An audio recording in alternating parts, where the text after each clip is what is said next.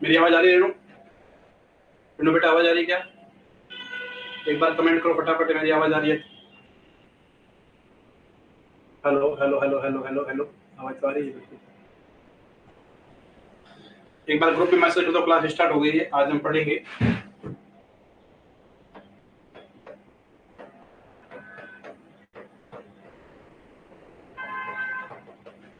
Adrenal gland. Adrenal gland, adrenal gland है ना। तो एड्रिनल ग्लैंड जो है ना, वो याद रखना नंबर में होती है 2। ठीक है, और इसको कहा जाता है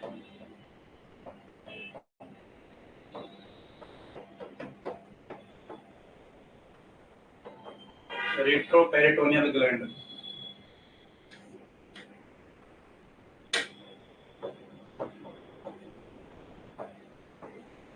प्रेजेंट अबव द किडनी।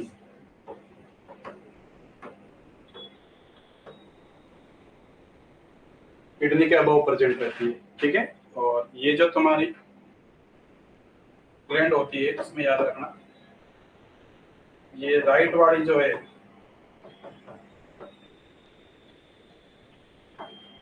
वो ट्रायंगुलर होती है, और लेफ्ट वाली जो है वो सेमिलुनर होती है। यानी कि आपकी जो 2 किडनी होती है,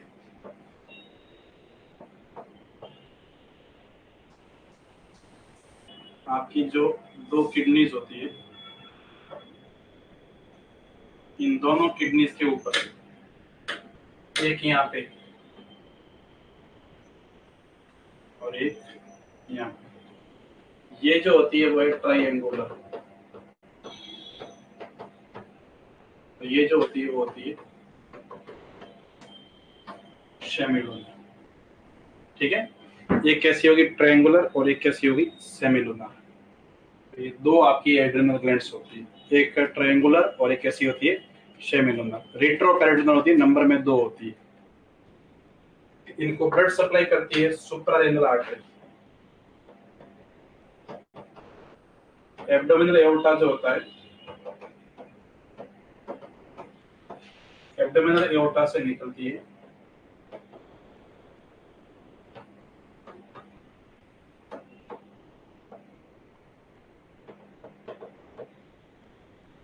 सुप्रारेनल आर्टरी।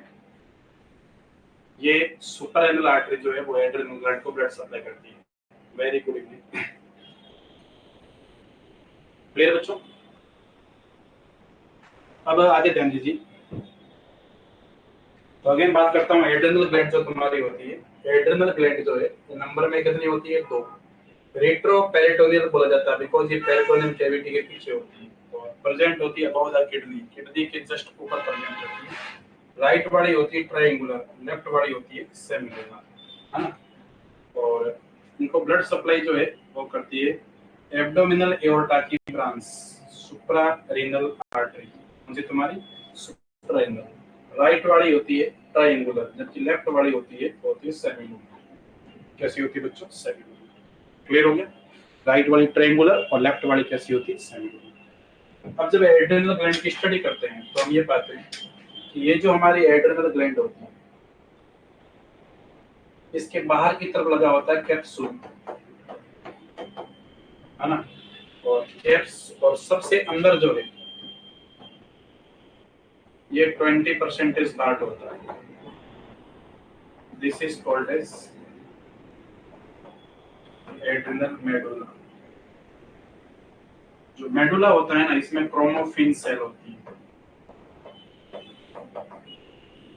या फिर होती है फियोक्रोम सेल। ये फियोक्रोम सेल जो है ना, ये जब भी बॉडी में फाइट एंड फ्लाइट रेस्पॉन्स होता है, कोई भी फाइट एंड फ्लाइट कंडीशन होगी, तो ये कैटाकोलामाइन प्रोड्यूस करती है। कैटाकोलामाइन के अंदर याद रखना 80%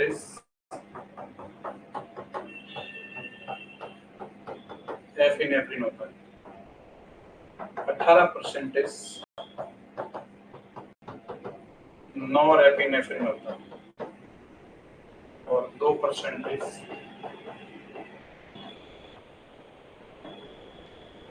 डोपामिन होता है। एपिनेफ्रिन, नॉरएपिनेफ्रिन एंड डोपामिन, ठीक है। तो सबसे बाहर क्या होता है इसके, हमने क्या बोला है, सबसे बाहर होता है कैप्सूल, ठीक है। सबसे बाहर क्या होता है, क्या होता है, कैप्सूल। रिमेनिंग ये जो पार्ट आपको नजर आ रहा है ना, रिमेनिंग पूरा पार्ट ये इतना नजर आ रहा है आपको, ये वाला, दिस इज 80% पार्ट है, वो होता है कॉर्टेक्स। इस कॉर्टेक्स के अंदर जो सबसे बाहर वाला पार्ट है, this is cortex zona glomerulosa, और जोना ग्लोमेरुलोसा से निकलता है हार्मोन मिनरेलो कॉर्टिकॉइड, और मिनरेलो कॉर्टिकॉइड का सबसे बड़ा हार्मोन होता है दैट इज एल्डोस्टेरोन, ठीक है। दूसरी सेल जो होती है, फर्स्ट ये हो गया, दूसरा होता है जोना रेटिकुलरिस। जोना रेटिकुलरिस जो है ना, ये प्रोड्यूस करता है ग्लूकोकॉर्टिकॉइड, इसका मेन हार्मोन होता है कॉर्टिसोल, कॉर्टिसोन एंड कॉर्टिकोस्टेरोन, और इसका सबसे अंदर का सेल जो होता है ना, 3 number, that is called as, ये सॉरी फेसिकुलेटा है ना, zona fasciculata, zona glomerulosa, zona fasciculata है। फेसिकुलेटा जो होता है वो प्रोड्यूस होता है, और ये होता है जोना रेटिकुलरिस, और जोना रेटिकुलरिस जो होता है ना, ये प्रोड्यूस करता है die hydro AP androsterone sulphate, DHEAS। तो ये बातें आपको याद रखनी है ना। तो जो आपकी एड्रिनल ग्लैंड होती है, ग्लैंड का सबसे बाहर का पार्ट जो होता है, उससे हम लोग बोला जाता है एड्रिनल कैप्सूल।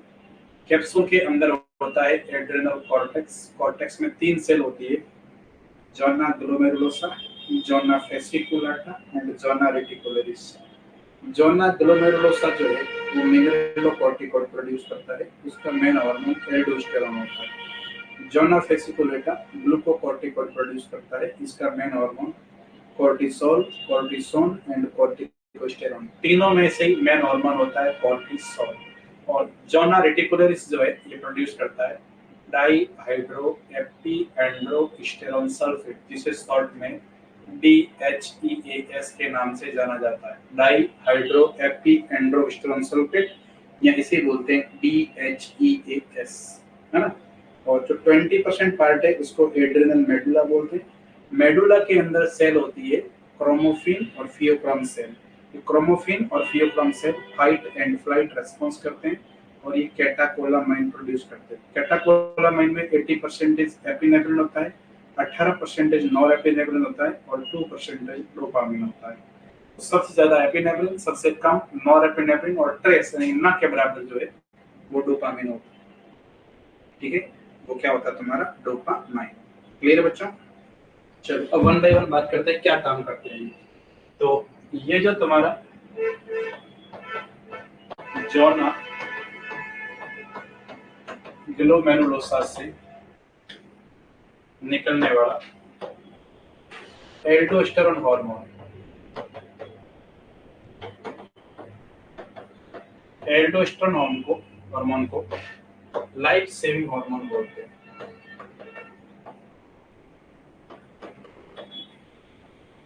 क्या बोलते हैं? Life saving hormone. इसका मेन काम होता है सोडियम एंड वाटर का रीअब्जॉर्प्शन, जबकि पोटेशियम एंड हाइड्रोजन आयन का एक्सक्रीशन, ठीक है। और ये दोनों का दौरा करता क्या है, तो इसका काम होता है postural adjustment of blood pressure, BP को एडजस्ट करना, ये इसका मेन काम है एल्डोस्टेरोन का। इसको लाइफ सेविंग हार्मोन भी बोला जाता है, ठीक है। दूसरा है तुम्हारा जोना फेसिकुलाटर, इसका मेन हार्मोन कौन सा है, ग्लूकोकॉर्टिकॉइड। ग्लूकोकॉर्टिकॉइड का मेन हार्मोन होता है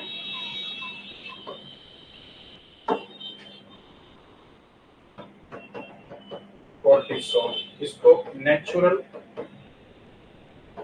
एंड मोस्ट एबंडेंट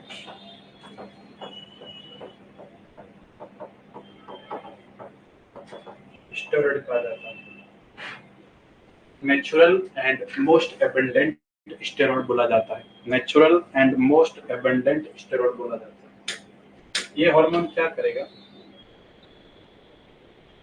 तो याद करना, इस हार्मोन का मेन काम होता है एक तो इंक्रीज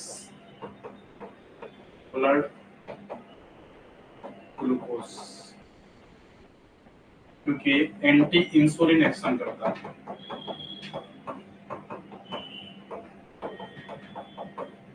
है ना। और ये ग्लूको नियोजेनेसिस करवाता है, नॉन कार्बोहाइड्रेट सोर्स से ग्लूकोज बना। दूसरा ये प्रोटीन का ब्रेक डाउन करता है, फैट का ब्रेक डाउन करता है। बॉडी में किसी भी तरह का स्ट्रेस आए तो ये फिजिकल स्ट्रेस हो साइकोलॉजिकल हो, उस स्ट्रेस को कम करता है, स्ट्रेस विद स्टैंड हार्मोन। इसके अलावा ये एंटी इंफ्लामेटरी हार्मोन है। इसके अलावा ये इम्यूनो सप्रेशेंट है। इसके अलावा ये एंटी एलर्जी, ये सारे काम करता है ना। और कैल्शियम को ये बॉडी से एक्सक्रीट करता है।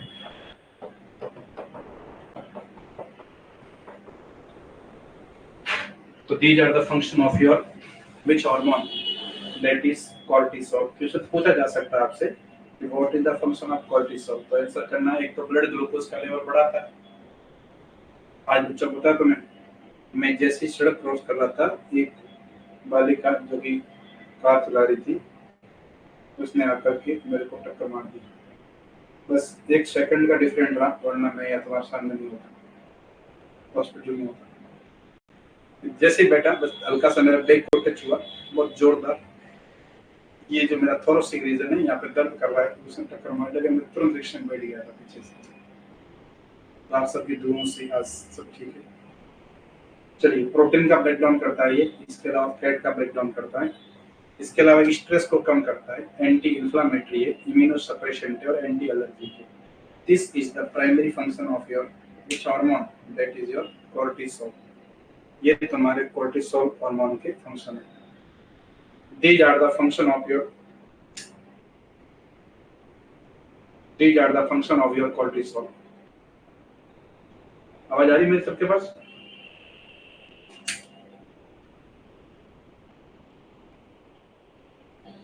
चलो अगला बात करते हैं, ये बड़ा तुम्हारा कौन सा THEAS क्या करता है। तो ये एक तो pubic hair, axillary hair and sexual development में हेल्प करता है। सेक्सुअल डेवलपमेंट में हेल्प करता है। आवाज आ रही है मेरी सबको? Am I audible? क्लियर है? सेक्स हार्मोन का डेवलप, ये सेक्स हार्मोन इसी को बोलते हैं, DHEAS, इसी से बनते हैं आगे हार्मोन तुम्हारे। ठीक है, इसका पूरा नाम है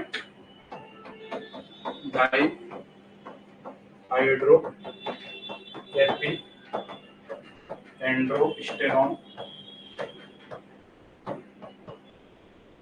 sulphate, DHEAS, dehydroepiandrosterone sulphate,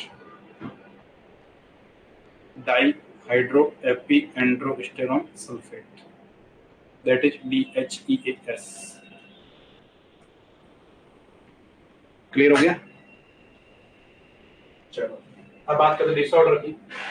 इसमें सबसे पहले बीमारी हम बात करते हैं फियोक्रोमसाइटोमा, जहां से क्वेश्चन आने के साथ से फियोक्रोमसाइटोमा। तो ये जो है ना, ये है हमारा tumour of adrenal medulla, adrenal medulla का ट्यूमर है, जो कि क्या है तुम्हारा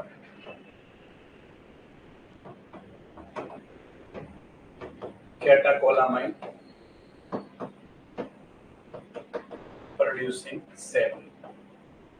ये तुम्हारे कैटाकोलामाइन प्रोड्यूसिंग सेल का ट्यूमर होता है, दैट इज फियोक्रोमसाइटोमा। ये 10% केस में एक्स्ट्रा एड्रिनल होता है, 10% केस में ये बाइलेटरल होता है, 10% केस में विदाउट हाइपरटेंशन होता है ना। याद करना इम्पोर्टेंट है, ये याद रखना। रूल ऑफ 10 फॉलो करता है, जैसे पूछ सकते हैं कौन सा रूल ऑफ 10 फॉलो करता है, तो ये फियोक्रोमसाइटोमा। इसमें क्या होता है, याद रखना, आपकी बॉडी एक्सेसिव प्रोडक्शन करती है कैटाकोलामाइन, ज्यादा बनता है नॉरएपिनेफ्रिन, इंक्रीज हो जाता है नॉरएपिनेफ्रिन या नॉरएड्रेनालिन की बात, इंक्रीज हो जाता है एड्रेनालिन। जनरल कंडीशन में एड्रेनालिन ज्यादा बनता है, बट ट्यूमर होने पर नॉरएड्रेनालिन ज्यादा बनता है और इंक्रीज होता है डोपामाइन। ये सारे बढ़ जाते हैं, ये सारे जो है इंक्रीज हो जाते हैं।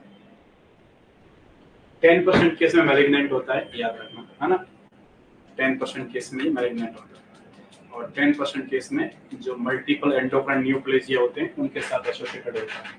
MEN मतलब multiple endocrine neoplasia. Very good mega, तुमने पहले पढ़ा हुआ है क्या ये मेगा? तुमने पहले पढ़ा हुआ है क्या? तुझे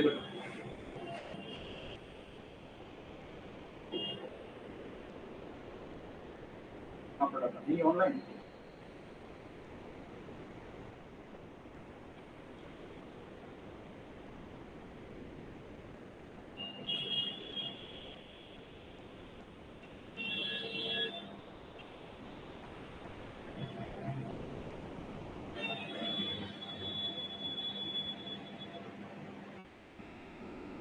ऑनलाइन पढ़ा था, ऑफलाइन पढ़ा था? चलिए, क्या साइन एंड सिम्टम आएंगे, तो याद रखना उसके ट्राइड सिम्टम आते हैं। एक तो पेशेंट को होता है हाइपरटेंशन,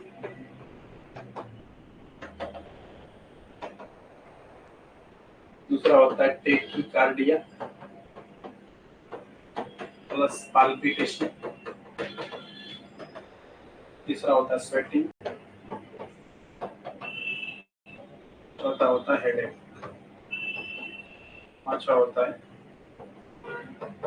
हाइपरथर्मिया। ये सिम्टम आते हैं इस पेशेंट के अंदर। दिस इज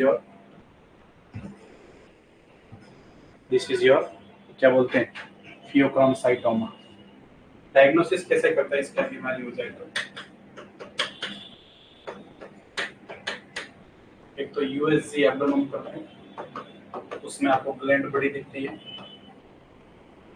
ना। इसके अलावा 24 आवर यूरिन कलेक्शन करते हैं, और यूरिन में VMA, दैट इज वेनिलियम मेंडेलिक एसिड का लेवल चेक करते हैं। इसके अलावा इसके अलावा मेटानेफ्रिन का लेवल चेक करता है।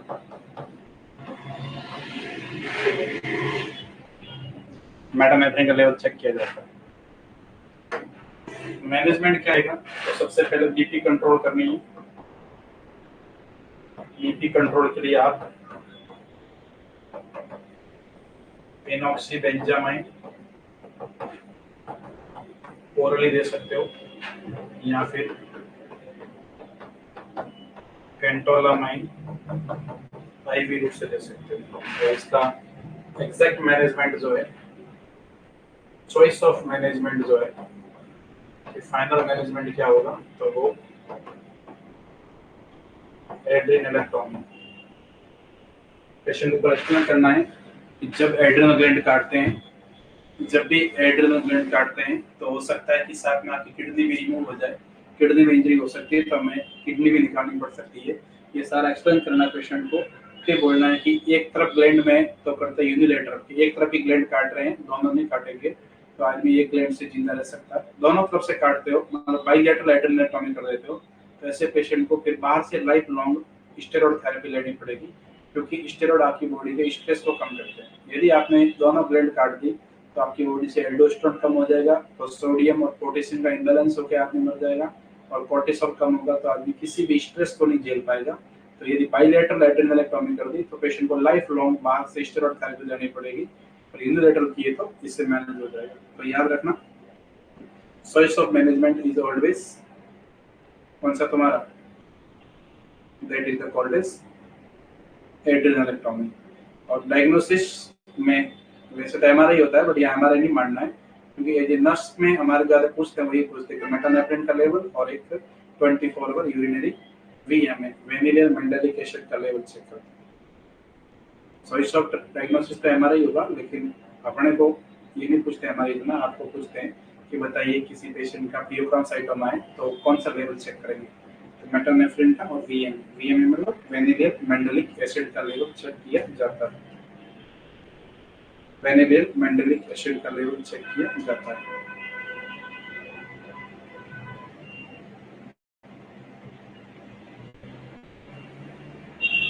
क्लियर बच्चों? चलो अगली बात करते हैं, next very important, that is causing disease.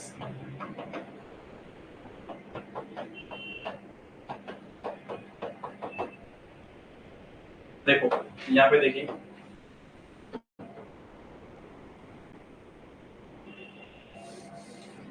ये तुम्हारा पिट्यूटरी ग्लैंड है और ये तुम्हारा एड्रेनल ग्लैंड है, ठीक है। यदि किसी पर्सन के पिट्यूटरी में ट्यूमर हो जाता है, क्या हो जाए?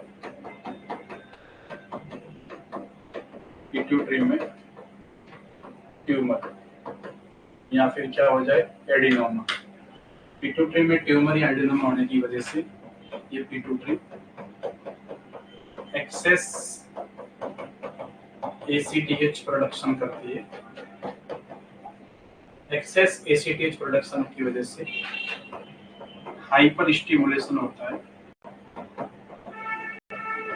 Hyper stimulation of adrenal cortex, यानी कि ये हार्मोन ज्यादा आएगा तो कौन सा यहाँ से क्या बनेगा? एसीटीएच ज्यादा बनेगा, और एसीटीएच ज्यादा बढ़ने की वजह से ये आकर के ओवर स्टिमुलेट करता है दोनों ग्लैंड को, किसको? दोनों पे, और इसके हाइपर स्टिमुलेशन की वजह से आपकी बॉडी के अंदर एक्सेस इंक्रीज होता है कॉर्टिसोल, और साथ में इंक्रीज हो जाता है एल्डोस्टेरोन, और साथ में इंक्रीज होता है डाईहाइड्रोएपी एंड्रोस्टेरोन सल्फेट। तो इस कंडीशन को कहा जाता है कसिंग डिजीज। किस वजह से हो रही है? तो हमने क्या बोला, वजह याद रखना, बोलना मत। पिट्यूटरी में एडिनोमा की वजह से एसीटीएच ज्यादा हो जाता है, तो एसीटीएच के एक्सेस होने की वजह से फिर तुम्हारी एड्रिनल ग्लैंड नॉर्मल है, इसमें कोई प्रॉब्लम नहीं है, एड्रिनल ग्लैंड क्या है? नॉर्मल है, और एसीटीएच के एक्सेस होने की वजह से बीमारी हो रही है ना? एसीटीएच के एक्सेस होने की वजह से बीमारी डेवलप होती है, तो इसका नाम क्या लेंगे? Causing disease. क्या बोलेंगे इसको हम लोग? Causing disease. दूसरा होता है कसिंग सिंड्रोम। कसिंग, तो ये याद रखना, कसिंग ये एंडोजेनस होती है, डिजीज जो होती है वो अंदर ही अंदर से होती है, बॉडी के अंदर से, एंडोजेनस, है ना। और एक होता है कसिंग सिंड्रोम। सिंड्रोम जो होता है, देखो दोनों में साइन एंड सिम्टम सेम आएंगे। इसमें क्या होता है, पेशेंट जो तुम्हारा होता है वो बाहर से एक्सोजीनस, यदि हाई डोज के अंदर स्टेरॉइड खाता है, या फिर तुम्हारी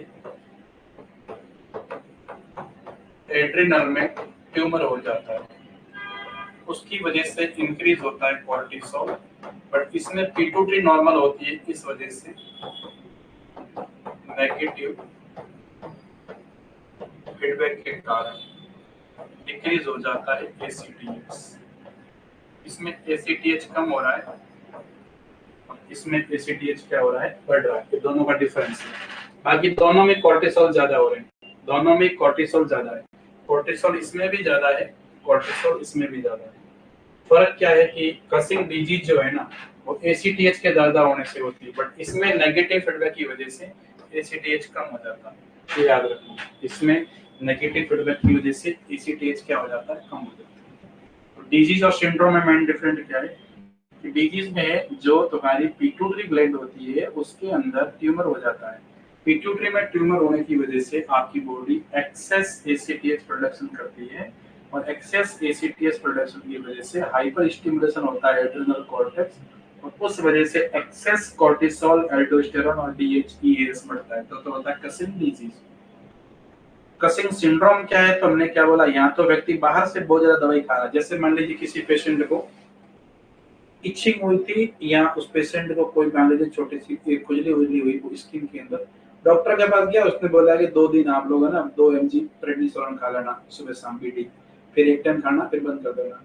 पेशेंट 2 mg की जगह डेली 200 mg खा रहा है और बंद ही नहीं कर रहा, क्योंकि स्टेरॉइड खाते आदमी में ताकत आ जाती है, उसको लगता है मजा आ रहा है मुझे दवाई खाने में, तो ज्यादा दवाई खाएगा तो हो जाएगा बीमारी, है ना। या फिर एड्रिनल ग्लैंड में ट्यूमर हो जाए, उससे कॉर्टिसोल ज्यादा बढ़ना शुरू हो जाए, ठीक है। तो कसिंग डिजीज एसीएस डिपेंडेंट होती है, जो कसिंग सिंड्रोम एसीएस इंडिपेंडेंट होता है। समझ गए दिव्या, बिल्कुल बात सही है तुम्हारी।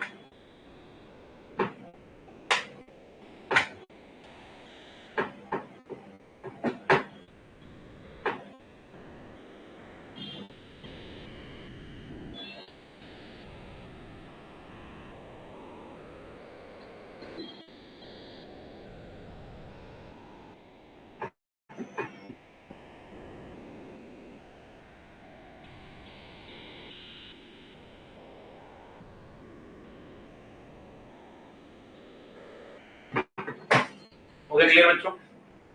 चलिए अब क्या क्या साइन एंड सिम्टम आएंगे देखिए। तो जब भी पर्सन के अंदर कॉर्टिसोल का लेवल बढ़ता है, जब भी किसी पेशेंट के अंदर कॉर्टिसोल का लेवल बढ़ेगा, तो कॉर्टिसोल का लेवल बढ़ने पर एक तो पर्सन में क्या डेवलप हो जाएगा, हाइपरग्लाइसेमिया। दूसरा पेशेंट में क्या हो जाएगा, सेंट्रल ओबेसिटी। सेंट्रल ओबेसिटी का मतलब है आपका जो पेशेंट होगा ना उसके अंदर मून लाइक फेस हो जाएगा,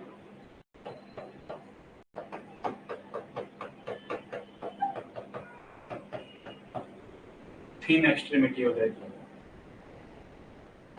है ना। सुप्राक्लेविकुलर फैट डिपोजिशन होगा,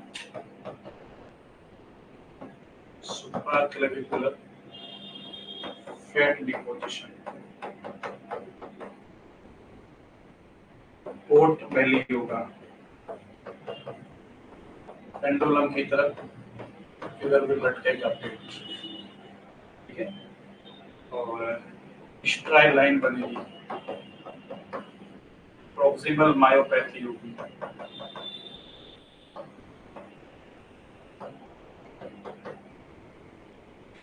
ये सारे सिम्टम आएंगे। मसल वास्टिंग होगी,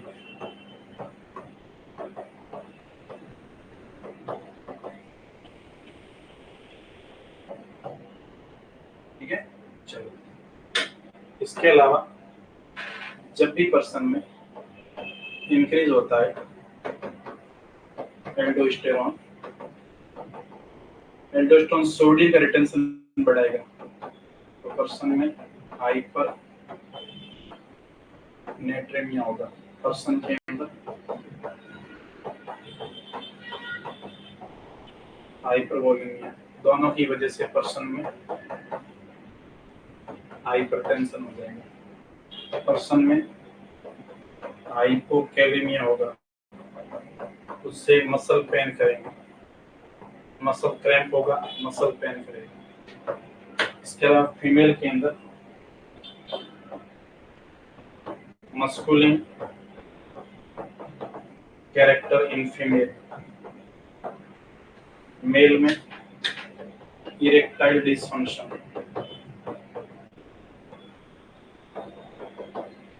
ठीक है। तो ये सारे क्लिनिकल सिम्टम आते हैं पर्सन में जब तुम्हारा क्या हो जाता है, कसिंग डिजीज, मोन like face in extremity, supraclavicular fat deposition, buffalo हम को बोलते हैं इसको, है ना, बफेलो हम, ये भी लिख देना साथ में। भैंस की तरफ पीछे से आगे मुड़ जाता है, बफेलो हम, हाइपरटेंशन, ये सारे सिम्टम मिलेंगे जब आपके मरीज को कौन सी बीमारी हो जाएगी, तो आंसर कर लेना causing disease and causing syndrome, है ना। Causing disease and causing syndrome होने पर ये सारे सिम्टम आते हैं। These all symptoms will occur when patient having Cushing disease or Cushing syndrome, ठीक है।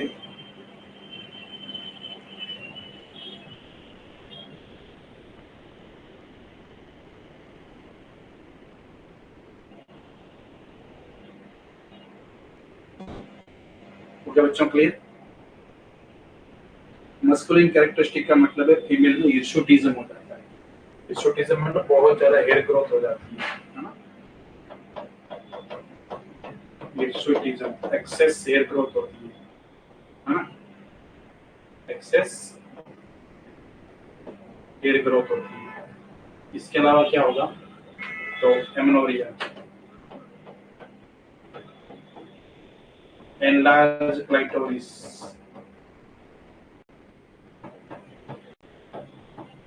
ठीक है, ये सिम्टम आ सकते हैं।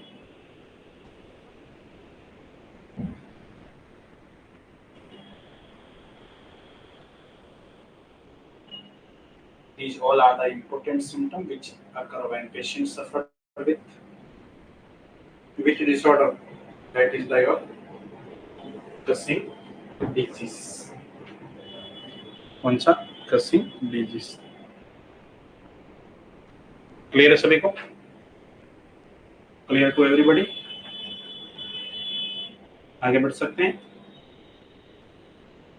चलो, डायग्नोसिस कैसे करेंगे इसका, वही है, तो क्या कीजिए आप, history collection and physical examination, है ना, history collection and physical examination कर सकते हैं। इसके अलावा आप क्या कीजिए, ब्रेन का एमआरआई, इसके लिए पिट्यूटरी एडेनोमा का पता करने के लिए, है ना, और इसके अलावा आप लोग करवा दीजिए यूएचजी एब्डोमेन, यूएचजी या फिर सीटी,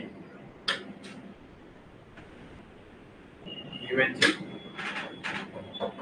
और सीटी abdomen.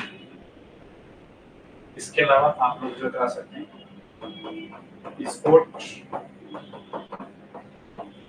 Salivary cortisol level, sports salivary cortisol level city और यूएचजी, है ना।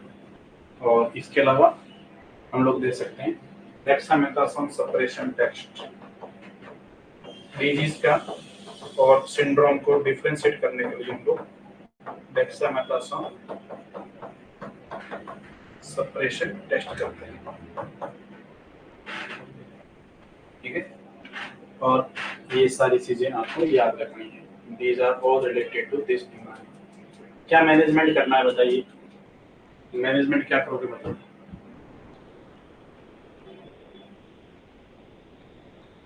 जितना आता है आप लोग कमेंट कर सकते हो।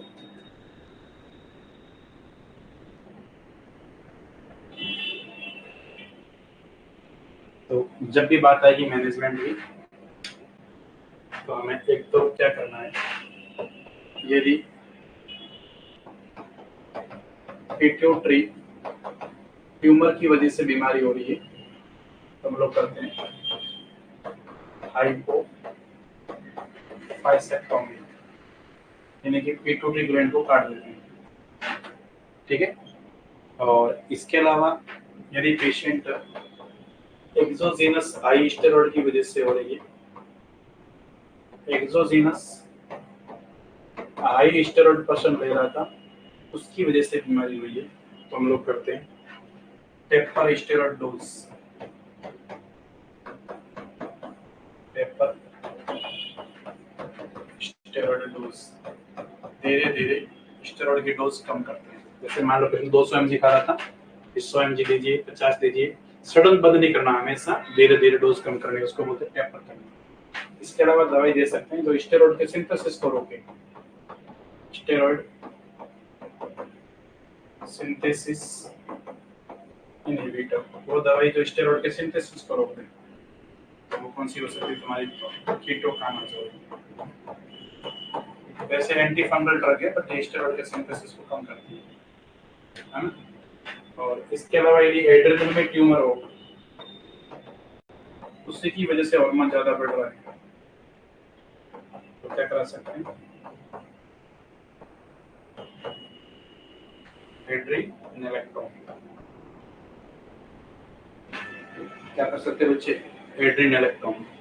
तो दिस इज द मैनेजमेंट। और शुगर बढ़ा हुआ है तो ग्लूकोज को मॉनिटर करने के लिए लो कार्बोहाइड्रेट डाइट देंगे पेशेंट, है, लो कार्बोहाइड्रेट डाइट दीजिए, और जरूरत पड़े तो ओरल हाइपोग्लाइसेमिक एजेंट या फिर इंसुलिन देकर शुगर को कंट्रोल करना है, ठीक है। सेकेंडरी डायबिटीज हो सकता है इसकी वजह से, प्राइमरी डायबिटीज होता है इंसुलिन की वजह से, सेकेंडरी डायबिटीज कोर्टिसोल की वजह से भी पेशेंट में हो सकता है।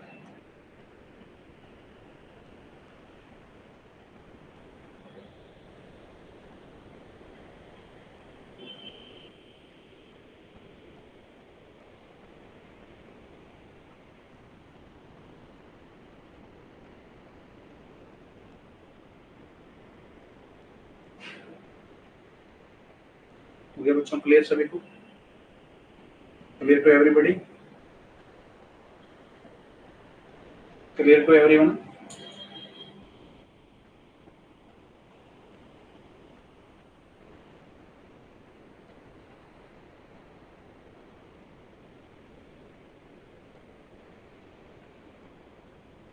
चलो अगला बात करते हैं, next that is your hyperaldosteronism, यानी कि आपकी बॉडी में एक्सेस एल्डोस्टेरॉन का प्रोडक्शन, आपकी बॉडी नॉर्मल से भी ज्यादा एल्डोस्टेरॉन प्रोडक्शन करे। Very good evening Seema ji. तो ये दो कारणों से हो सकता है, एक तो मोस्ट कॉमन कॉज है एड्रिनल ग्लैंड का हाइपरप्लेजिया, है ना, और दूसरा कारण होता है कॉन्स सिंड्रोम। कॉन्स सिंड्रोम का मतलब होता है tumour of aldosterone producing cell. जो एल्डोस्टेरॉन को प्रोड्यूस करती है उसका ट्यूमर हो जाता है। क्या साइन एंड सिम्टम मिलेंगे? जब एल्डोस्टेरॉन का लेवल ज्यादा हो जाता है, पर्सन में सोडियम रिटेंशन ज्यादा हो जाता है, तो आपके पर्सन देखने को मिलेगा एक तो hypernatraemia, hypervolaemia, hypertension, hypokalaemia, risk of metabolic alkalosis. ठीक है, और इसका डायग्नोसिस कैसे करना है? इसके डायग्नोसिस में भी हमें क्या करना है, तो एल्डोस्टेरॉन का लेवल चेक करो, है ना। एक सीटी यूएसजी एब्डोमेन करो, एक serum electrolyte level, sodium potassium का लेवल चेक करो। मैनेजमेंट क्या करेंगे? ट्यूमर है इसमें, तो मैनेजमेंट में एक बार तो बीपी कंट्रोल करेंगे, potassium sparing diuretics, that is your spironolactone देंगे। और उसके बाद सेकेंड क्या करेंगे, इसमें भी ट्यूमर है तो एड्रेनालिन तैयार करेंगे।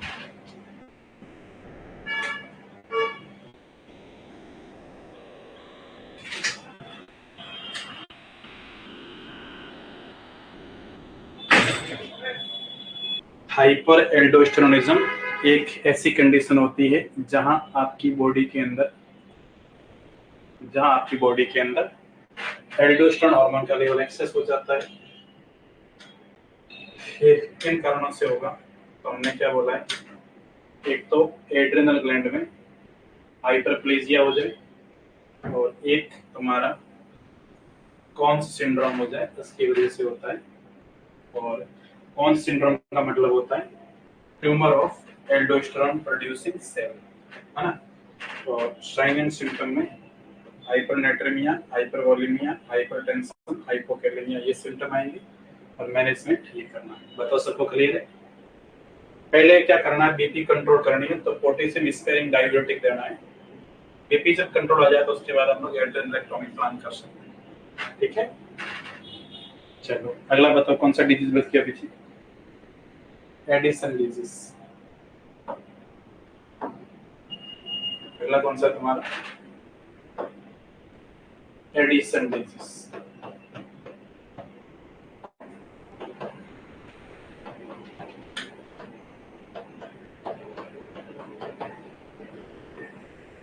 एडिसन डिजीज क्या होता है? एडिसन डिजीज तो याद रखना,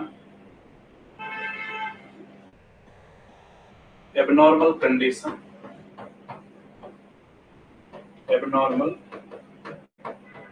कंडीशन जिसके अंदर क्या होता है, decrease production of adrenal cortex hormone. ये ऐसी कंडीशन है जहां पर तुम्हारे एड्रिनल कॉर्टेक्स के हार्मोनों का प्रोडक्शन डिक्रीज हो रहा है, इंक्रीज नहीं हो रहा। क्या हो रहा है? डिक्रीज। याद रखिए, हार्मोन का प्रोडक्शन क्या हो रहा है? Decrease, hyposecretion. तो क्या साइन एंड सिम्टम आएंगे? एक तो याद रखना, जब भी एड्रिनल कॉर्टेक्स के हार्मोन कम होते हैं ना, एसीटीएच बढ़ जाता है। इसके अंदर पेशेंट में एक तो मिलता है तुम्हें हाइपर पिगमेंटेड ब्रॉन्ज स्किन। क्या मिलेगी? Hyper pigmented bronze skin. एक तो तुम्हें मिलेगी हाइपर पिगमेंटेड ब्रॉन्ज स्किन। इसके अलावा जब कोर्टिसोल का लेवल कम हो जाता है ना, तो पर्सन में डेवलप हो जाता है हाइपोग्लाइसेमिया। एल्डोस्टेरोन का लेवल कम हो जाता है ना, तो सोडियम का रिटेंशन नहीं होता, इस वजह से डेवलप होता है हाइपोनेट्रेमिया, हाइपोवोल्यूमिया, इस वजह से हो जाता है पोचुरल हाइपोटेंशन। क्या डेवलप होता है? पोचुरल हाइपोटेंशन। और साथ में क्या हो सकता है? पेशेंट को हेडेक। और इसके अलावा पोटेशियम ज्यादा बढ़ जाता है तो पर्सन में क्या हो सकता है? Hyper kalaemia. ये सारे सिम्टम मिलते हैं।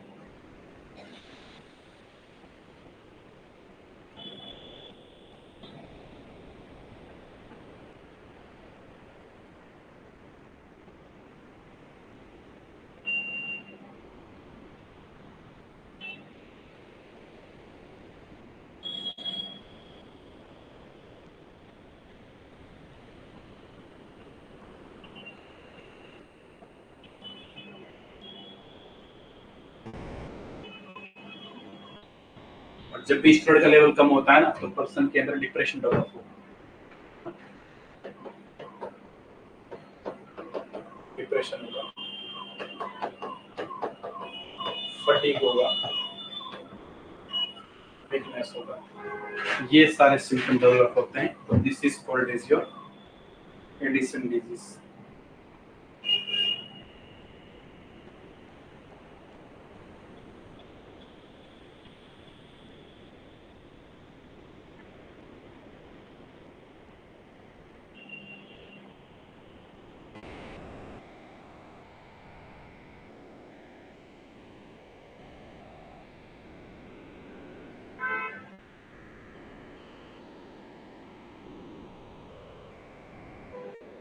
हो गया क्लियर बच्चे?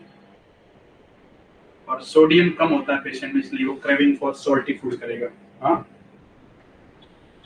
कर जाऊंगा।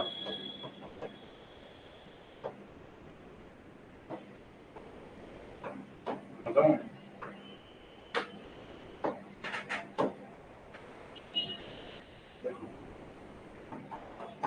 पता है?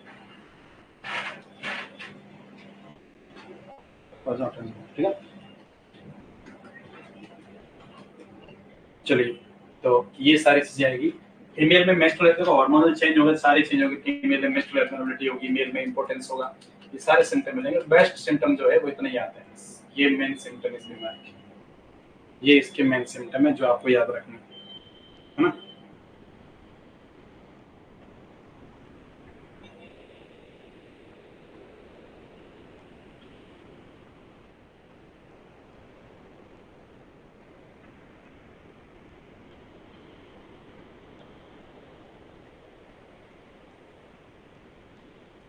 चलो, अब इसके कॉम्प्लिकेशन क्या होगा, मैनेजमेंट क्या होगा? सॉरी, मैनेजमेंट में एक तो हम लोग दे सकते हैं पेशेंट को डेक्सामेथासोन, है ना। और इसका दे सकते हैं हम लोग, ये डेक्सामेथासोन जो है ना, ये इंक्रीज करता है कॉर्टिसोल। और दे सकते हैं हम लोग दूसरा, that is called as your fludrocortisone. ये एल्डोस्टेरोन को बढ़ाता है, मतलब इलेक्ट्रोलाइट को ज्यादा बढ़ाएगा और ये कॉर्टिसोल को ज्यादा बढ़ाएगा, है ना। चलिए, तो अगली बात हम बात करते हैं एड्रिनल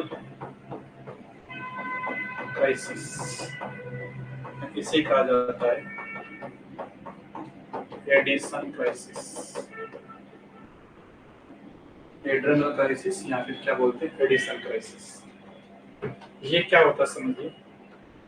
ये मान लो कोई पेशेंट जो है, कोई पेशेंट है तुम्हारा, वो non case of Addison disease है। कोई पेशेंट है, उसके अंदर यदि अनट्रीटेड एडिशन डिजीज छोड़ दी जाए, कोई पेशेंट एडिशन डिजीज का पर ट्रीटमेंट नहीं ले रहा, या फिर वो स्किप कर देता है स्टेरॉइड की डोज फिर नहीं, मैं तो दवाई नहीं खाऊंगा, या फिर आपका पेशेंट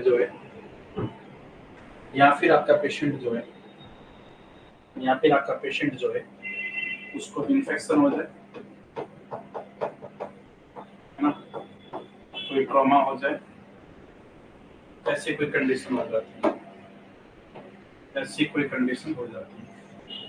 तब उस पेशेंट के अंदर सीवियर डेफिशिएंसी होती है स्टेरॉइड हार्मोन की सीवियर डेफिशिएंसी होने की वजह से वो पेशेंट जो है उसमें हाइपोवॉल्यूमिक, क्या बोल सकते हैं, हाइपोवॉल्यूमिया हो जाता है, वस्कुलर वॉल्यूम कोलैप्स हो जाता है, और उस वजह से पेशेंट शॉक में चला जाता है, कोमा में चला जाता है। तो ऐसी कंडीशन को नाम देते हैं एड्रेनल क्राइसिस या एडिशन क्राइसिस। इसका मैनेजमेंट क्या करना है हमारे को, तो कोई आईवी हाइड्रोकॉर्ट, आईवी टैक्सोन देना, तो ये याद कर लेना, भूलना मत। This is Addison crisis.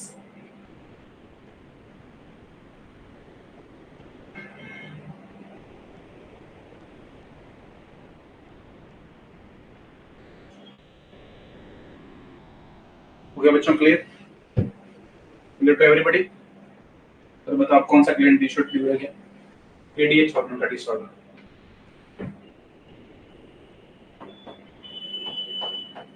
Disorder of ADH hormone, है ना, डिसऑर्डर ऑफ एडीएच हार्मोन। आज आपको इतना ही पढ़ेंगे, एक डिजीज पीछे रखेंगे, डायबिटीज, तो हम बाद में पढ़ेंगे, ठीक है? ये आज देखो क्या होता है। डिसऑर्डर ऑफ एडीएच हार्मोन की बात करें तो सबसे पहला है सिंड्रोम ऑफ इनएप्रोप्रिएट एडीएच। किसी पर्सन के अंदर हेड इंजरी हो जाए, हाँ, या इन्फेक्शन हो ब्रेन में, या किसी ड्रग्स की वजह से आपकी बॉडी एक्सेस एडीएच का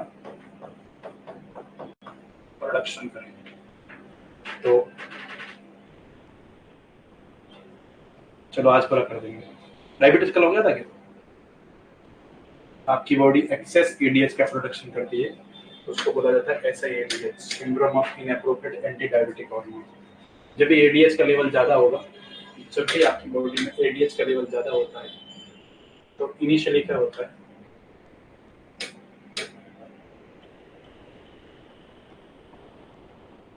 increase water reabsorption,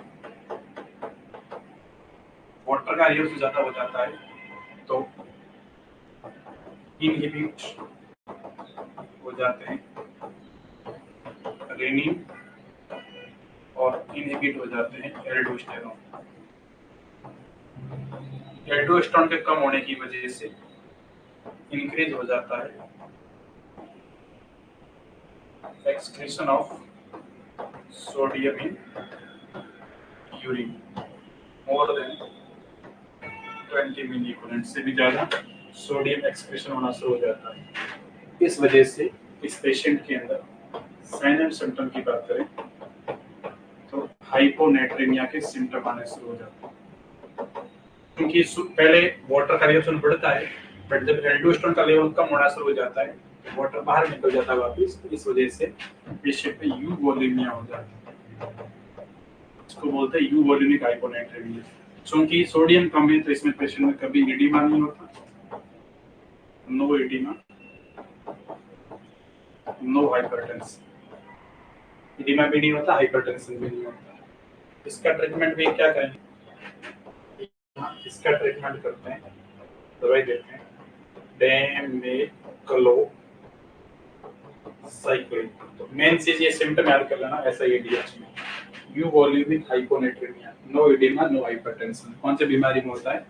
that is called as SIADH, syndrome of inappropriate anti diabetic hormone.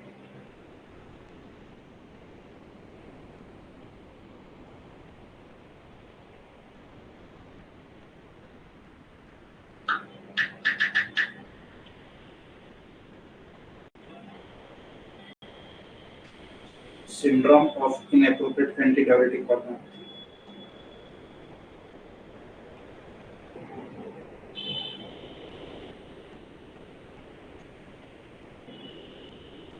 है ना? और इसमें याद रखना ब्लड की ऑस्मोलिटी कम होती है जबकि यूरिन की ज्यादा हो जाती है ना? ये भी याद रखना चाहो तो, अगर पूछेगा नहीं बट फिर भी याद रखना ना। इसमें क्या हो जाता है SIADH में, ब्लड की ऑस्मोलिटी डिक्रीज होती है जबकि यूरिन की ऑस्मोलिटी इंक्रीज होती है।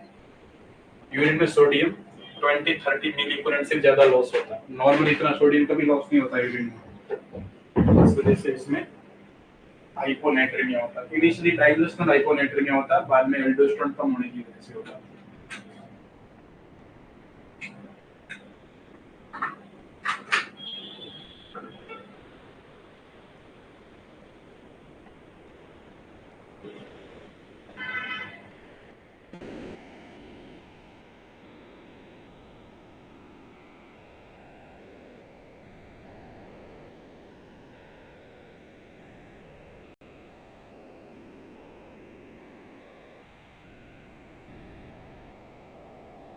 ठीक है, तो दवाई क्या देंगे? डेमेक्लोसाइक्लिन। इसके अलावा एक दवाई है टोलवाप्टेन, वो भी दे सकते हैं।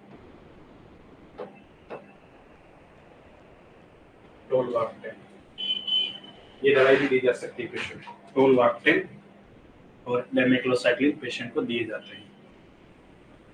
और इसके अलावा हमें हाइपोनेट्रीमिया को करेक्ट करना है, इसके लिए हम लोग 3% सोडियम इन्फ्यूजन करते हैं। सोडियम करेक्शन करना भी जरूरी होता है क्योंकि सोडियम जब कम हो जाता है तो ब्रेन को अफेक्ट करता है ना। सोडियम ब्रेन को अफेक्ट करता है, पोटेशियम हार्ट को करता है, ध्यान रखें। चलो, दूसरी बीमारी है इससे की डायबिटिक इंसिपिडस। ये 3 टाइप का होता है। पहला होता है central diabetic insipidus, central diabetic insipidus. जितना बता रहा हूँ नोट करते जाना, लिखते जाना। क्रैश कोर्स से जितनी चीजें बता रहा हूँ उससे बाद क्वेश्चन नहीं बनेगा। टोलवाप्टेन B2 रिसेप्टर को ब्लॉक करती है ना। सेंट्रल डायबिटिक इंसिपिडस जो होता है ना, इसमें क्या हो जाता है कि हाइपोथैलेमस और पोस्टीरियर पिट्यूटरी में डिफेक्ट होने की वजह से पर्सन के अंदर एब्सोल्यूट ADH की डेफिशिएंसी हो जाती है। दूसरा होता है that is nephrogenic diabetic insipidus. इसमें क्या होता है? ADH is adequate but ADH receptor blocked in kidney, so ADH can't act, so ADH can't work, ADH काम नहीं कर पाता, तो उसको क्या नाम देते हैं हम लोग? Nephrogenic diabetic insipidus, nephrogenic diabetic insipidus.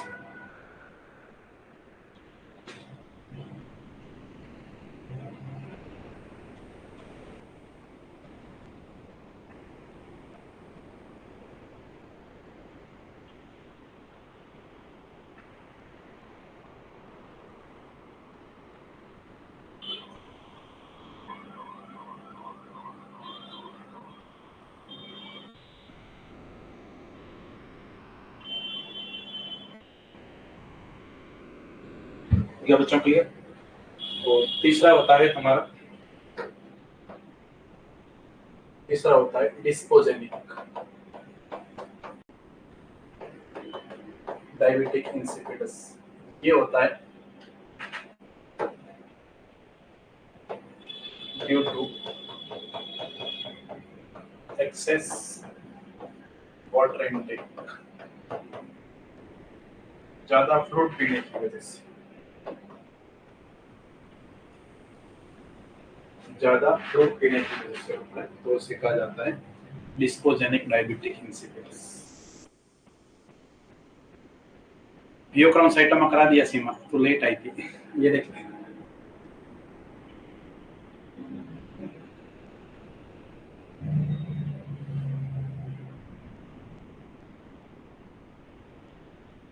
ये देख लें।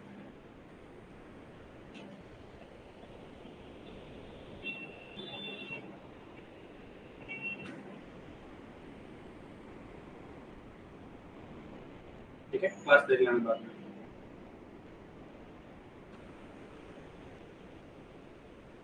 तो क्या बोला हम लोगों ने, एक तो क्या होता है सेंट्रल डायबिटिक इंसिपिडस, दूसरा क्या होता है नेफ्रोजेनिक डायबिटिक इंसिपिडस, और तीसरा क्या होता है डिस्पोजेनिक डायबिटिक इंसिपिडस। ये तीन टाइप के डायबिटिक इंसिपिडस होते हैं। क्या होगा साइन एंड सिम्टम इस बीमारी में, याद रखिए, इसमें डिक्रीज हुआ एडीएच या फिर एडीएच रिसेप्टर ब्लॉक,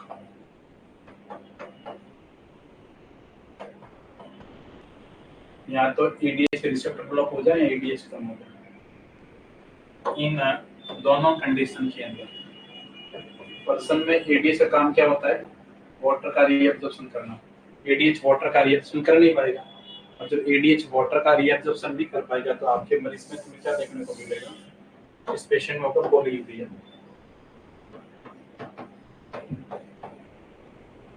ज्यादा यूरिन बाहर निकलने पर इंक्रीज हो जाती है ब्लड की ऑस्मोलैरिटी, और ब्लड की ऑस्मोलैरिटी जब भी बढ़ती है तो पेशेंट को बार बार प्यास लगती है, तो इंक्रीज होता है प्यास, तो पर्सन को होगा पॉलीडिप्सिया, पर्सन को होगा हाइपोटेंशन,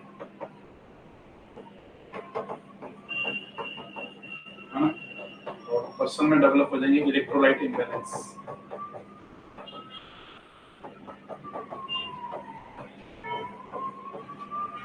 पर्सन के अंदर यूरिन बाहर कम आएगा तो इंक्रीज होगी यूरिन की ऑस्मोलैरिटी,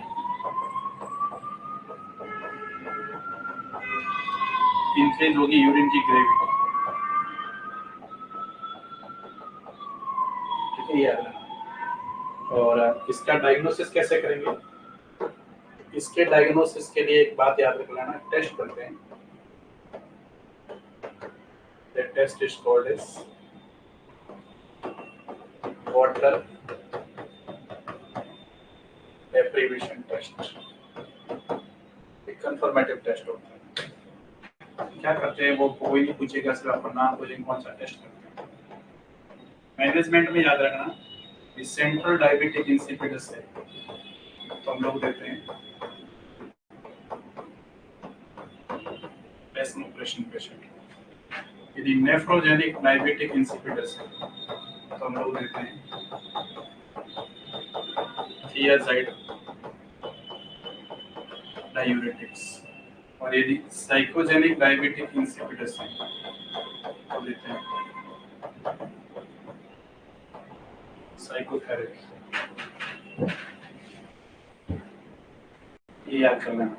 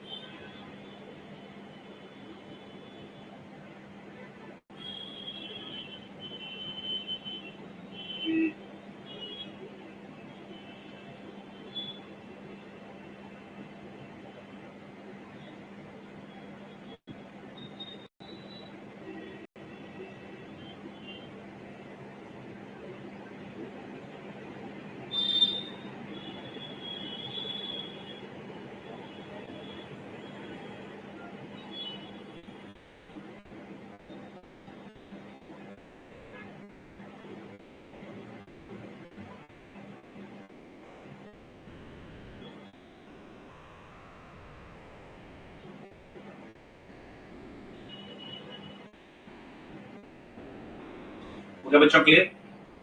सॉल्ट इसमें रेस्ट्रिक्शन रखना है ना, याद रखना, सॉल्ट रेस्ट्रिक्शन रहेगा इसमें, ठीक है।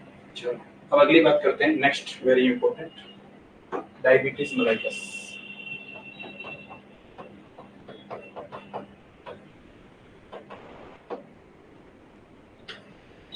ये तो आपको पता है ना, पेनक्रियास के बारे में तो पता होगा। पेनक्रियास में सेल होती है अल्फा बीटा डेल्टा, वो इंसुलिन प्रोड्यूस करती है, ये तो पता ही होगा। चलिए डायबिटीज मेलाइटस। डायबिटीज मेलाइटस जो है ना, this is a major metabolic disorder of तीनों का है, carbohydrate plus protein plus fat, इन तीनों का major metabolic disorder of carbohydrate protein और फैट। क्यों होता है? Due to absolute deficiency of insulin और रेजिस्टेंस डेवलप अगेंस्ट इंसुलिन। या तो तुम्हारे इंसुलिन के अगेंस्ट में रेजिस्टेंस बन जाती है, या तुम्हारा इंसुलिन प्रोड्यूस ही नहीं होता है, बीमारी जो होती है that is diabetic mellitus. Major metabolic disorder of carbohydrate protein and fat due to absolute और डेफिशिएंसी ऑफ इंसुलिन और रेजिस्टेंस डेवलप अगेंस्ट इंसुलिन। किसी पेशेंट को डायबिटिक कब बोलेंगे? When we call this diabetic patient, तो जब पेशेंट के अंदर कोई भी एसिम्प्टोमेटिक पेशेंट हो प्लस उस पर्सन का आरबीएस जो है वो 200 mg/dl से ज्यादा है ना। दूसरा, पेशेंट के अंदर जब भी हम लोग जीटीटी करते हैं, जीटीटी में आप डायरेक्ट याद हो, इतना कुछ नहीं, सीधा याद रखो आप। डायबिटीज कब बोलेंगे? जब किसी पेशेंट का ग्लूकोज टॉलरेंस टेस्ट करते हैं, जीटीटी, और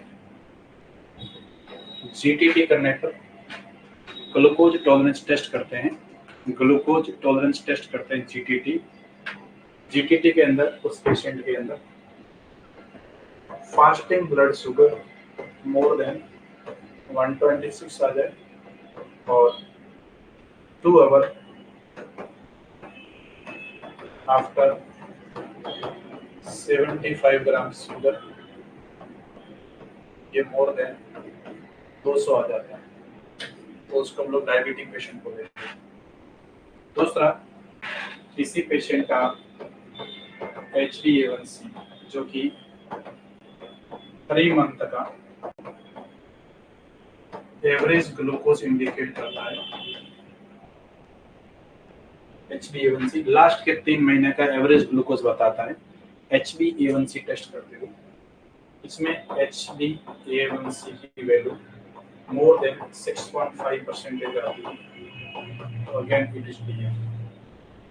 नॉर्मल HbA1c कितना होता है आपसे पूछ सकते हैं, याद रखना, नॉर्मल HbA1c होता है less than 5.6%। Pre diabetic mellitus में कितना होगा? तो ये होता है 5.7 से लेके 6.4% तक को बोलते हैं प्री डायबिटिक मेलाइटस। कौन सा बोलते हैं? Pre diabetic mellitus. तो ग्लूकोज टॉलरेंस टेस्ट करते हैं, उसमें यदि फास्टिंग ब्लड शुगर यानी कि रात को आपने 8 बजे खाना खाया था और उसके बाद सुबह उठ करके आप अपना शुगर लेवल चेक करते हैं।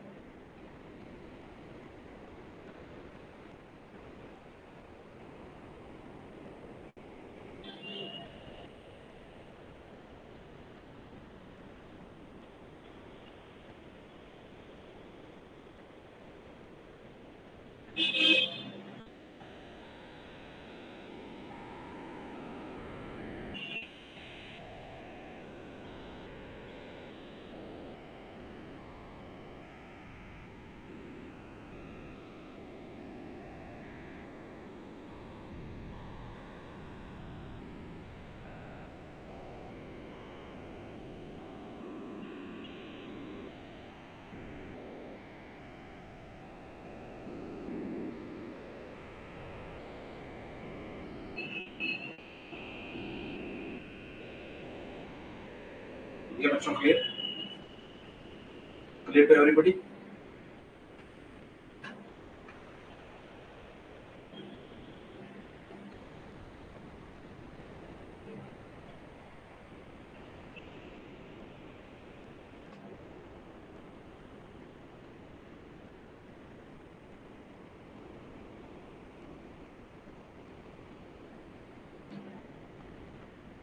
चलो अब ध्यान दीजिए, डायबिटीज दो टाइप का होता है।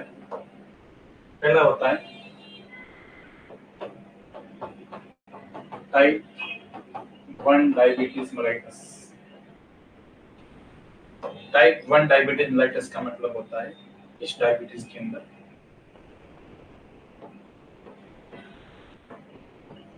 इंसुलिन की एब्सोल्यूट डेफिशिएंसी होती है। आपकी बॉडी में बिल्कुल भी इंसुलिन नहीं होता, absolute deficiency of insulin.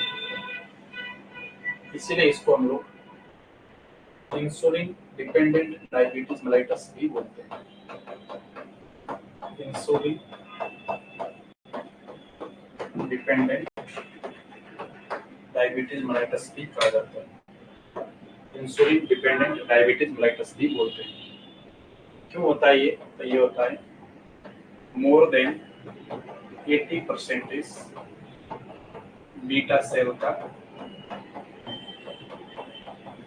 Destruction हो जाता है, इस वजह से होता है। 80% ज्यादा बीटा सेल डिस्ट्रक्ट होती है, उससे टाइप 1 डायबिटीज डेवलप होता है। ऐसा क्यों होता है? तो इसका मोस्ट कॉमन कॉज जो है, मोस्ट कॉमन कॉज जो है वो तो होता है ऑटोइम्यून। क्या होता है? ऑटोइम्यून। ठीक है। और दूसरा कारण जो है वो होता है आयरन की टॉक्सिसिटी।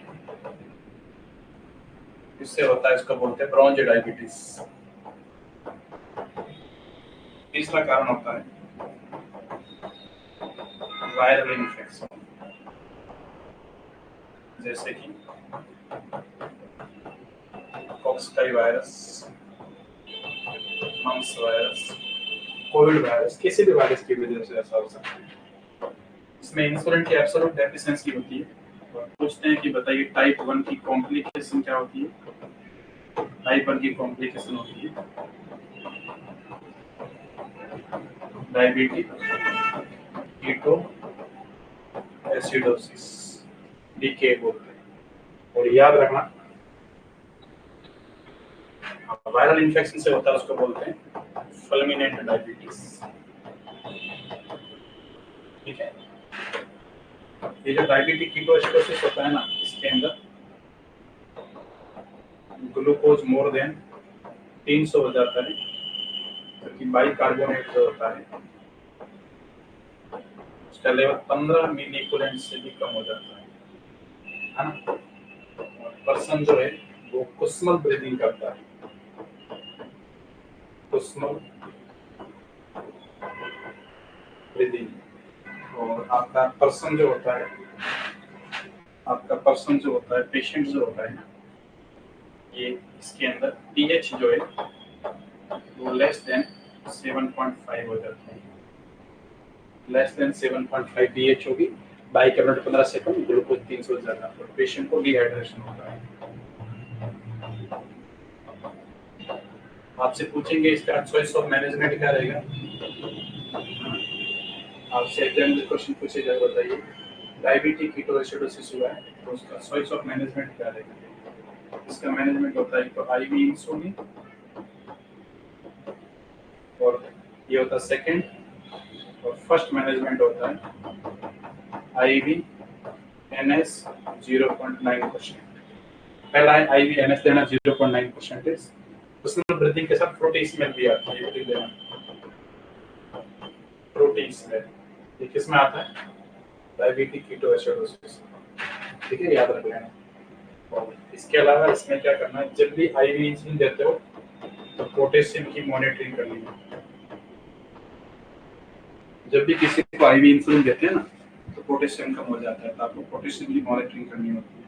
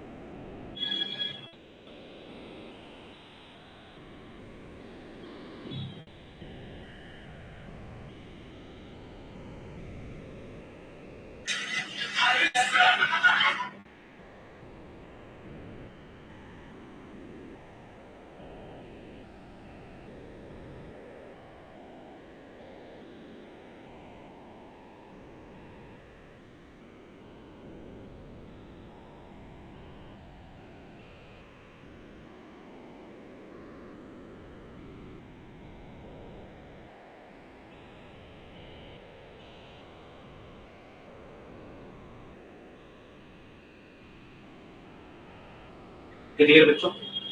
तो याद रखना। और टाइप 1 का मैनेजमेंट क्या होगा? तो टाइप 1 का मैनेजमेंट होता है इंसुलिन। ये आपसे पूछे टाइप 1 डायबिटीज का मैनेजमेंट क्या होगा, तो इसका मैनेजमेंट होता है इंसुलिन थेरेपी, और वो भी कौन सा? एक्सोजीनस। दैट मींस पेशेंट को बाहर से इंसुलिन देना पड़ेगा, आपके पेशेंट को बाहर से इंसुलिन देना पड़ेगा। मैनेजमेंट क्या रहेगा? Exogenous insulin. और आपको पूछे डायबिटीज कीटोएसिडोसिस के अंदर पहला मैनेजमेंट क्या होता है, तो याद रखना आईवी फ्लूइड एमएस। आपको पूछे कुस्मल रेस्पिरेशन कहाँ देखने को मिलता है, तो याद रखना डीके में। आपको पूछे डीके में कौन कम होता है, तो बाइकार्बोनेट। कितना कम हो जाता है? 15 से ज्यादा कम हो जाता है। और क्या सिम्टम होते हैं? डिहाइड्रेशन। मैनेजमेंट क्या करना? आईवी इंसुलिन और आईवी फ्लूइड दोनों प्रायोरिटी किसको देनी है? आईवी फ्लूइड पे। सीमा जी क्लियर है? टाइप 1 का मैनेजमेंट क्या होता है? Insulin therapy. समझ गए?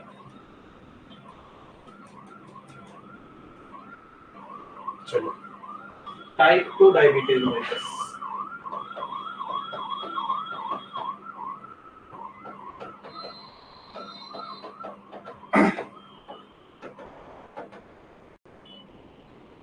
Type 2 diabetes mellitus. Type 2 diabetes mellitus. Type 2 diabetes mellitus.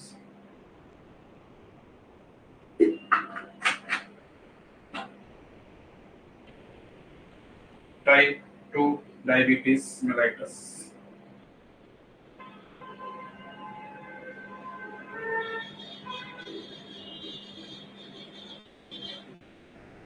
Type 2 में क्या होता है सुनिए, इसमें इंसुलिन तो होता है,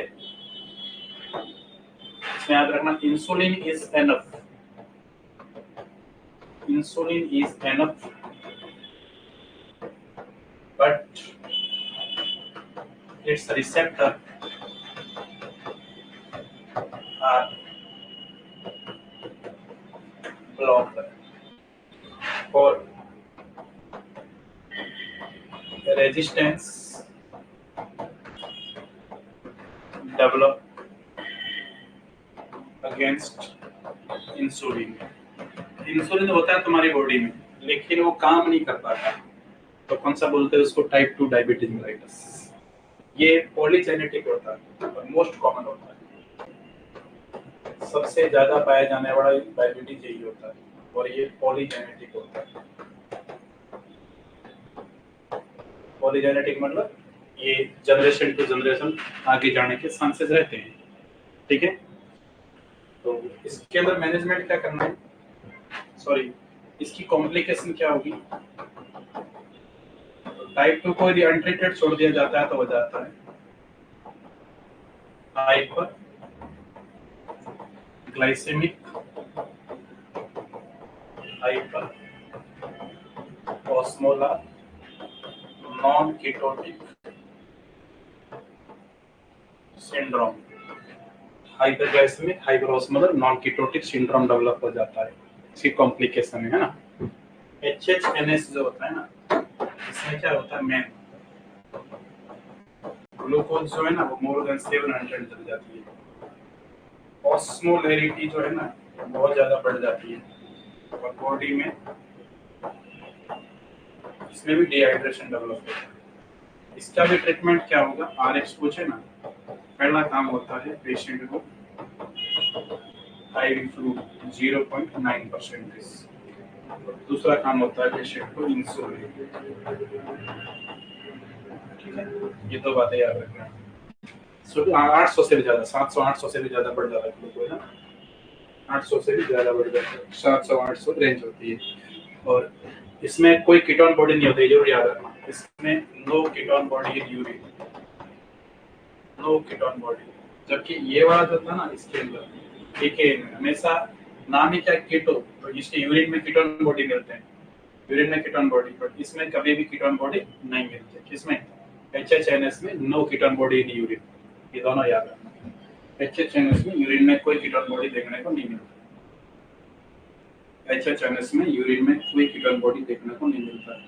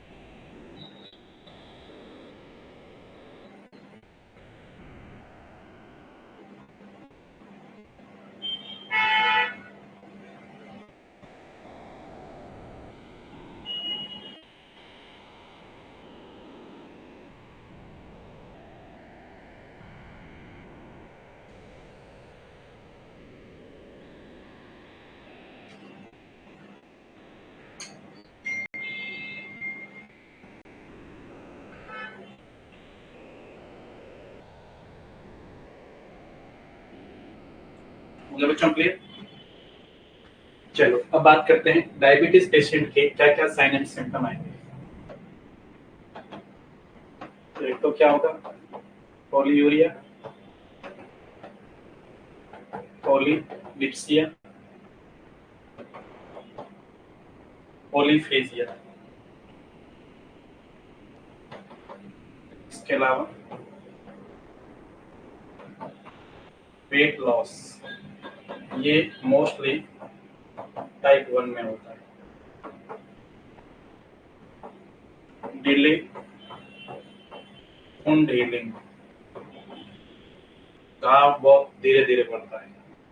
डिले वुंड हीलिंग, घाव बहुत धीरे धीरे बढ़ता है। साइलेंट MI पर्सन में हो सकता है। और कैटरैक्ट, है ना, पेशेंट में कैटरैक्ट हो सकता है। वेट लॉस होगा, polydipsia, polyphagia, weight loss, delay wound healing और रिस्क ऑफ इन्फेक्शन। जितने भी ब्लैक फंगस, व्हाइट फंगस आप पढ़ते हो ना, ये सारे डायबिटीज पेशेंटों में होते हैं। Delay wound healing, weight loss, ये सारे सिम्टम हैं। डायग्नोसिस का मैंने पहले बता दिया था कि डायबिटीज का डायग्नोसिस कैसे करना होता है। डायग्नोसिस में एक तो हम लोग क्या करते हैं, GTT, ग्लूकोज टॉलरेंस टेस्ट, ये कंफर्म टेस्ट होता है, कंफर्मेटिव टेस्ट GTT होता है। ग्लूकोज टॉलरेंस टेस्ट कंफर्मेटिव होता है, बता दिया था मैंने आपको। इसके अलावा हम क्या कर सकते हैं, HbA1c, ये भी बता दिया था। इसके अलावा हम करते हैं C पेप्टाइड, ये थोड़ा याद रखना। C पेप्टाइड क्या लेवल, यदि लेस देन 10 आता है तो, हेलो, हाँ जी मैडम, नहीं यार, एक्चुअली ना मेरे किसी की डेथ हो गई थी, मैं अर्जेंटली जा रहा हूँ ऑफिस। चलिए, तो ये बात आपको याद रखनी है कि type 1 diabetes and type 2 diabetes,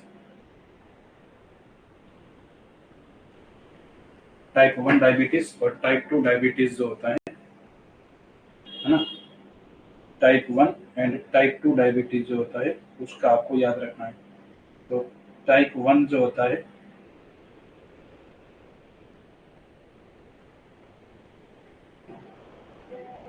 type 1 जो होता है उसमें C पेप्टाइड 60 से कम मिलेगा।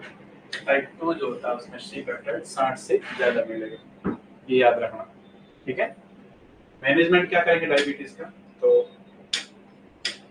पहला मैनेजमेंट होता है पेशेंट का हमेशा डाइटरी, डाइटरी में हमेशा पेशेंट को लो ग्लाइसेमिक इंडेक्स के फूड देने, यानी कि चावल नहीं खाने हैं, आलू नहीं खाना है ना, जूस नहीं पीने हैं, ये एडवाइस किया जाता है पेशेंट को। और पेशेंट को बोलते हैं कम कम और ज्यादा ज्यादा खाना, मतलब बार बार खाना है। स्मॉल एंड फ्रीक्वेंट, यानी कि ब्लड में शुगर का लेवल हाई नहीं करवाना, एकदम से ऐसे नहीं कि 10 रोटी खा लिया कर दिया 500, फिर धीरे धीरे धीरे उसको शो कर दिया, ऐसे नहीं है। एक एक रोटी थोड़ा थोड़ा थोड़ा थोड़ा स्मॉल और फ्रीक्वेंट डाइट खाते रहो, ताकि बॉडी में ग्लाइसेमिक इंडेक्स ज्यादा नहीं बढ़े। तो इसके अलावा आप करा सकते हो दूसरा एक्सरसाइज। पेशेंट को 30 to 45 minute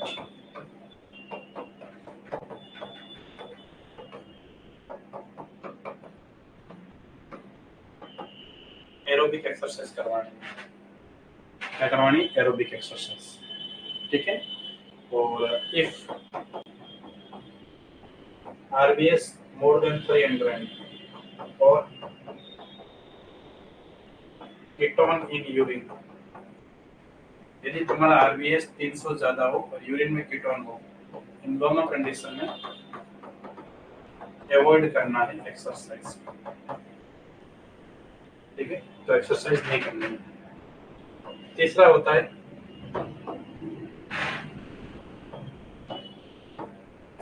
oral hypoglycaemic drugs, ये टाइप 2 के लिए होती है। और चौथा होता है तुम्हारा इंसुलिन, जो टाइप 1 के लिए होती है, ठीक है। टाइप 1 के लिए इंसुलिन होता है और टाइप 2 के लिए दवाएं होती है, बाकी एक्सरसाइज और डाइट दोनों के लिए होता है।